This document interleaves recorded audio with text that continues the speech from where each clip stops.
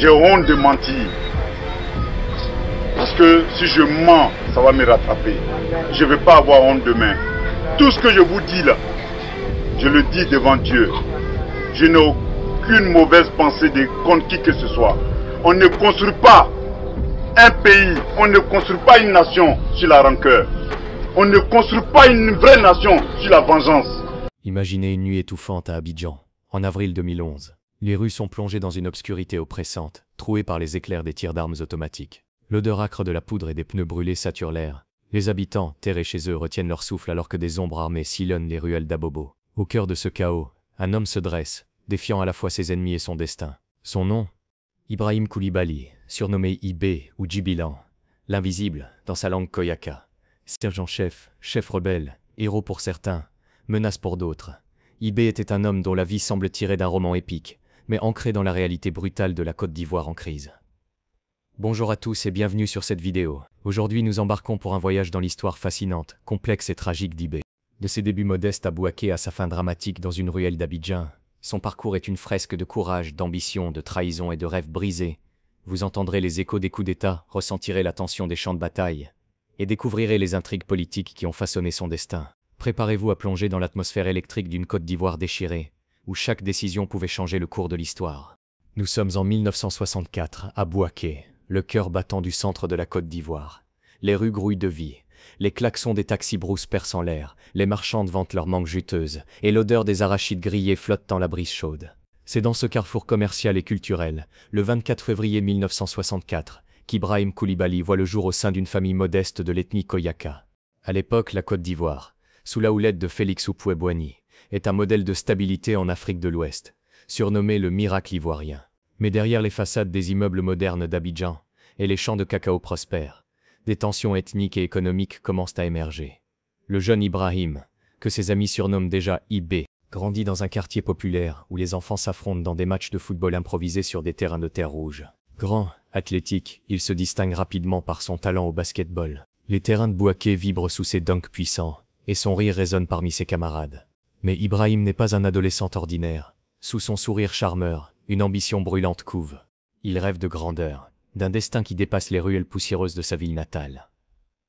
En 1985, à 21 ans, IB s'engage dans les forces armées de Côte d'Ivoire. L'odeur du métal des fusils, le claquement des bottes sur le sol des casernes, le poids de l'uniforme kaki, tout cela l'enivre. Comme il le confiera plus tard, l'armée c'est là où je me sens vivant. Dans les rangs, il se forge une réputation de soldat discipliné mais audacieux, avec une lueur dans les yeux qui intrigue ses supérieurs. Les années 1980 sont marquées par une relative stabilité, mais les casernes murmurent déjà des frustrations. Salaire irrégulier, favoritisme ethnique, et un sentiment d'exclusion pour les nordistes comme IB. Vers la fin des années 1980, IB attire l'attention des hauts gradés. Sa prestance et son intelligence tactique le mènent à un poste prestigieux, la garde rapprochée d'Alassane Ouattara, alors Premier ministre sous Houphouët-Boigny. Dans les couloirs feutrés de la primature, où flotte l'odeur du café fraîchement moulu et le bruissement des dossiers, IB découvre le monde du pouvoir, les chuchotements des conseillers, les regards furtifs des politiciens, les jeux d'alliance, tout cela le fascine et l'éduque. Mais en 1993, la mort d'Houphouët-Boigny fissure l'unité du pays. L'atmosphère change, les tensions ethniques s'aiguisent, et IB sent que son heure approche. 24 décembre 1999, la nuit de Noël est brutalement interrompue à Abidjan. Des coups de feu déchirent le silence, les pneus des véhicules militaires crissent sur l'asphalte, et les habitants, réveillés en sursaut, retiennent leur souffle. Un coup d'État vient de renverser le président Henri Konan Bédié. Dans l'ombre de cette opération audacieuse, un sergent-chef de 35 ans, Ibrahim Koulibaly, surnommé IB, joue un rôle clé. Ce moment connu comme le coup de Noël marque son entrée fracassante sur la scène nationale. Revenons en arrière pour comprendre. À la fin des années 1990, la Côte d'Ivoire est un volcan prêt à exploser. Le concept de d'ivoirité, promu par Bédié, divise le pays en marginalisant les nordistes, accusés de ne pas être de vrais Ivoiriens. Dans les casernes, l'atmosphère est irrespirable. Les soldats, mal payés, vivent dans des baraquements délabrés, l'odeur de sueur et de frustration imprégnant chaque réunion. IB, avec son charisme et son sens stratégique, devient un leader naturel parmi les mutins. Autour des tables de fortune, sous la lumière vacillante des ampoules, il galvanise ses camarades avec des discours enflammés. Nous méritons mieux. La Côte d'Ivoire mérite mieux. Le coup est minutieusement préparé. Dans la nuit du 24 décembre, les rues d'Abidjan s'animent d'une chorégraphie militaire. Les checkpoints s'installent. Les radios diffusent des messages de prise de pouvoir. et l'odeur de la poudre envahit l'air. Bédier, pris au dépourvu, fuit vers la France. Le général Robert Gué, un officier respecté, prend les rênes du pays. Mais Yibé n'est pas un simple exécutant. Dans l'ombre, il rêve d'une révolution, d'une Côte d'Ivoire débarrassée de la corruption et des divisions ethniques. Cependant, Robert, méfiant de l'ambition d'Yibé, cherche à l'écarter. En 2000, Yibé est nommé attaché militaire à l'ambassade de Côte d'Ivoire au Canada. Un exil déguisé sous une promotion. À Ottawa, loin des bruits des Kalachnikov et de la chaleur d'Abidjan, Yibé rumine. Les rues froides de la capitale canadienne, l'odeur des pinces et du bitume mouillé, contrastent avec l'agitation qu'il a laissée derrière lui. Mais il ne reste pas inactif. Il tisse des réseaux, contacte des alliés et planifie son retour. En octobre 2000, des élections contestées portent Laurent Gbagbo au pouvoir.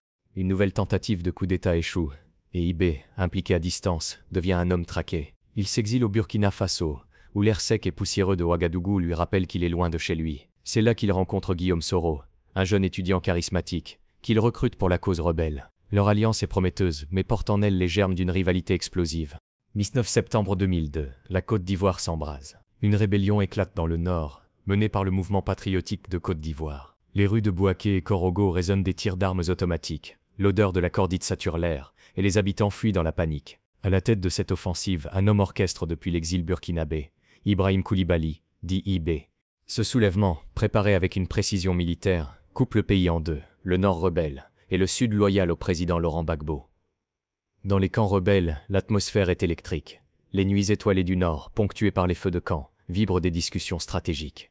Ibrahim, surnommé Major par ses hommes, est dans son élément. Son uniforme impeccable, sa voix grave, son regard perçant, tout en lui inspire la loyauté. Les bivouacs sentent la sueur, le bois brûlé et l'espoir d'un changement. Mais cette rébellion n'est pas un monolithe. Guillaume Soro, le jeune secrétaire général du MPCI, émerge comme un rival. Ibrahim veut le contrôle militaire. Soro vise le pouvoir politique. Leur alliance, déjà fragile, se fissure. En 2003, une tentative d'assassinat contre Soro, attribuée à Yibé, marque un point de non-retour. L'odeur de la trahison plane sur le mouvement. Yibé est marginalisé au sein des forces nouvelles, la coalition rebelle. Exilé à nouveau, il navigue entre le Burkina Faso et la France, insaisissable comme son surnom Djibilan l'indique. En 2003, il est arrêté à Paris, accusé de complot contre Gbagbo. Les menottes claquent, l'air frais des commissariats parisiens contraste avec la chaleur africaine. Libéré sous contrôle judiciaire, il continue d'agir dans l'ombre, rencontrant des alliés dans des hôtels discrets, planifiant son retour. En 2009, un mandat d'arrêt international est émis contre lui par la Côte d'Ivoire. Mais Ibrahim reste un fantôme, glissant entre les frontières, les réunions secrètes et les promesses d'un retour triomphal. L'atmosphère de ces années d'exil est pesante. L'odeur du café froid dans les chambres d'hôtel, le bruissement des journaux internationaux, la tension constante d'être traqué. En 2010, la crise post-électorale offre une nouvelle opportunité. Gbagbo refuse de céder le pouvoir à Alassane Ouattara après les élections. Yibé revient à Abidjan et forme le commando invisible à Abobo, un quartier populaire où l'odeur des ordures, des pneus brûlés et de la peur imprègnent les rues. Ces hommes, loyaux et déterminés, mènent une guérilla urbaine. Les nuits d'Abidjan sont illuminées par les éclairs des armes. Les cris des combattants résonnent, et Yibé devient une légende locale, un chef craint et admiré. Avril 2011, la crise post-électorale atteint son paroxysme. Abidjan est un champ de bataille. Les rues, jonchées de débris, sentent la poudre et les pneus brûlés. Les habitants terrés chez eux entendent les tirs sporadiques et les cris des combattants. Le 11 avril, Laurent Gbagbo est capturé et Alassane Ouattara devient président. Mais pour Ibrahim Koulibaly, la victoire est amère. Son commando invisible a joué un rôle crucial dans l'affaiblissement de Gbagbo, mais il devient une menace pour le nouveau pouvoir. Ouattara et son premier ministre, Guillaume Soro, savent qu'Yibé est imprévisible. Son passé de putschiste, son charisme, ses hommes armés, tout cela inquiète. À Abobo, l'atmosphère est irrespirable. Les ruelles étroites, les murs criblés de balles, l'odeur de la sueur et de la peur, tout annonce un dénouement imminent. Le 27 avril 2011, les forces républicaines de Côte d'Ivoire, loyales à Ouattara, lancent une opération contre le fief d'Yibé. Les tirs éclatent dans la nuit, les cris des combattants perçant l'obscurité, et l'odeur de la cordite envahit l'air. Selon le gouvernement, Yibé refusait de se rendre et a ouvert le feu, entraînant un affrontement mortel. À 47 ans, il est tué, ainsi que plusieurs de ses hommes. Mais l'histoire est trouble. Certains proches affirment qu'Yibé cherchait à négocier, qu'il voulait désarmer son groupe pour intégrer le nouveau régime. D'autres soupçonnent une exécution ciblée, orchestrée par Soro pour éliminer un rival de toujours.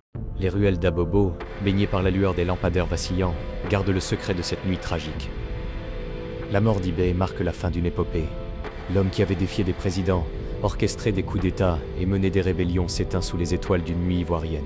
Ses rêves, ses plans, ses secrets disparaissent avec lui, laissant derrière lui un silence lourd et des questions sans réponse.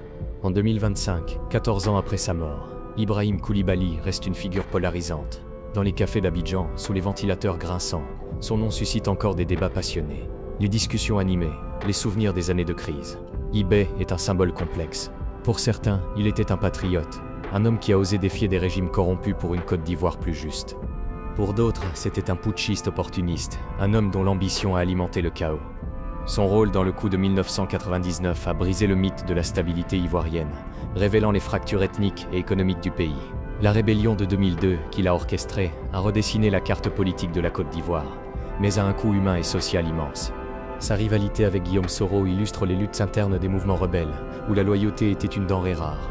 Le commando invisible, avec ses guérillas nocturnes dans les ruelles d'Abobo, a contribué à la chute de Gbagbo, mais a aussi semé la peur parmi les civils. Aujourd'hui, certains proches d'Ibé organisent des commémorations discrètes, priant pour celui qu'ils considèrent comme un héros incompris. Dans les quartiers populaires, son nom est murmuré avec respect, comme une légende urbaine. Mais son héritage est aussi un avertissement.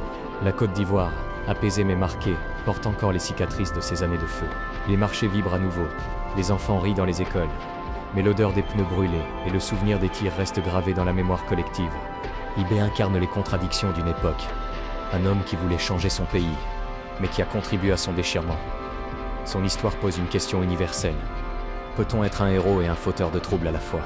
Dans les rues d'Abidjan, où les motos pétaradent et où la vie reprend ses droits, Ibé reste un fantôme, un Djibilan dont l'ombre plane encore.